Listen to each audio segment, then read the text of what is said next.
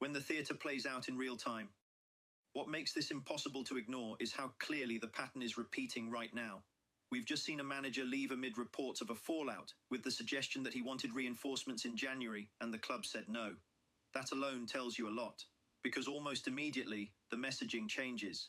Suddenly there are reports of a possible loan signing, talk of a mystery midfielder, briefings about transfer meetings involving the board and an interim setup. So the question isn't complicated. Why sack a manager for pushing for signings, then discuss transfers with his replacement? That isn't strategy, it's contradiction. It suggests the issue was never whether signings were needed, but who was asking for them. Then comes the familiar fallback.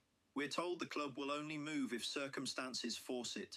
If another club makes an approach, if the market shifts, if the timing is right. We've seen this before. A player becomes available, another club moves first, and suddenly we're interested. Not proactive, reactive. And when it doesn't happen, the line is ready. We tried, and now, right on cue, we get the latest briefings.